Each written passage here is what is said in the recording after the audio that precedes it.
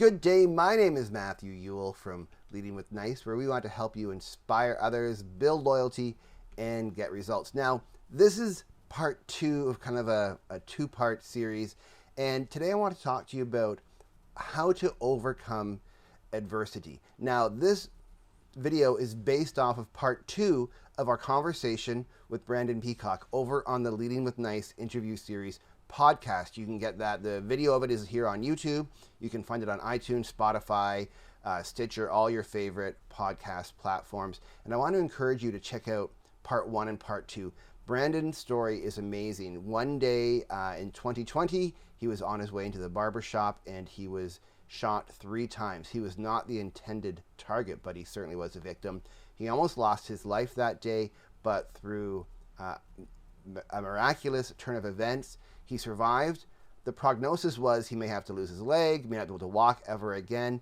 In the end, he now has founded a nonprofit charity, is running marathons and raising money for victims of trauma. Now, a lot of what enabled Brandon to do that was to overcome adversity.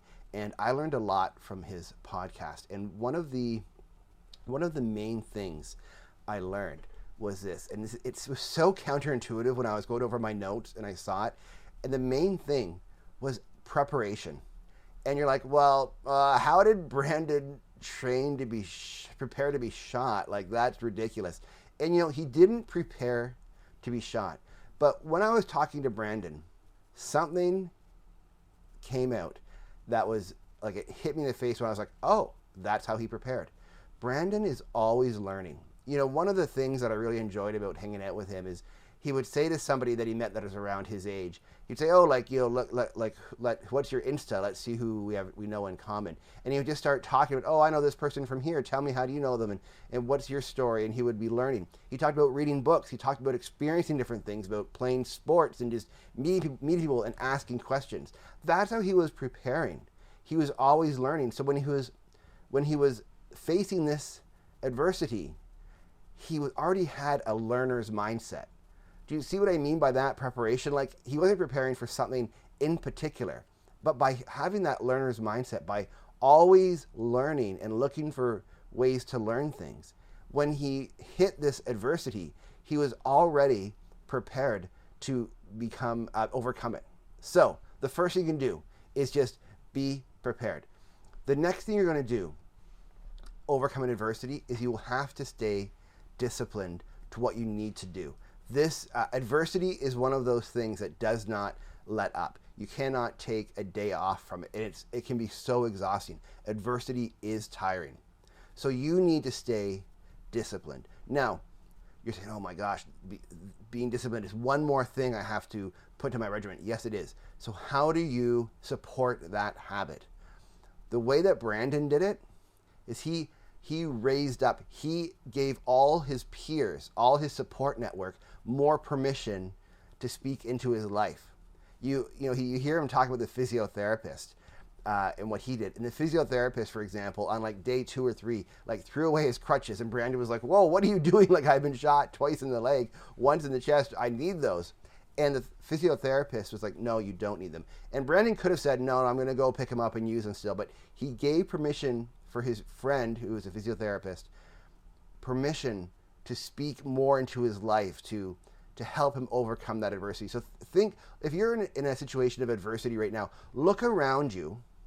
Who can you raise up and give more permission, invite them in to your life and to your situation that can support you as you're trying to be disciplined in what you need to do to overcome this adversity? It's so important. In fact, I would say it's almost as big as this next one. And the second one is to get a coach. And you're like, oh man, who can that be? Like, can it be your spouse, your partner?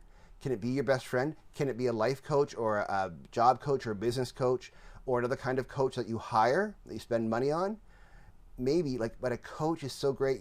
I was reading recently the young woman who won the U.S. Open. She recently fired her coach and is looking to hire a new one. And, although there is some sadness around that, they both agreed it was the right thing, because her current coach, he didn't have experience on the grand stage, on the big stage, and she needed to find a new coach to move on. So for example, the reason I share that is you might be thinking, oh, I can use my best friend. Well, maybe your best friend doesn't actually have the experience or the chops to coach you through this adversity. And that's okay. That they don't need to serve that purpose in this moment of your life. You might need to go and hire somebody, and a good coach will help you through that.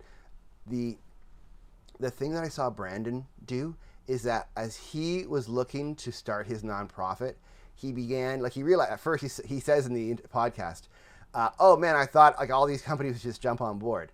And he quickly realized, oh, like that's not going to happen. So he's gone about seeking somebody to help bring on partnerships, do that. He's finding somebody that can help him, teach him how to do that. He's getting a great coach as he seeks to overcome this adversity. You know, at Leading with Nice, we don't do a lot of one-on-one coaching, but we do a lot of team coaching, organizational coaching. We work with a department and a group, and then from there we work with individuals on the goals and the coaching you need. I would love to help your team overcome adversity. You know, leadership communications, that's what that is. It helps you with clarity, understand the way forward. That's what leadership communications is all about. If you'd like to talk to us about it, reach out to us on our website, message us here. It would just be my pleasure and my honor to be invited in to be maybe a peer of yours or a coach that you would elevate into that position. Until next time, have a great day, and I'll see you in the next video.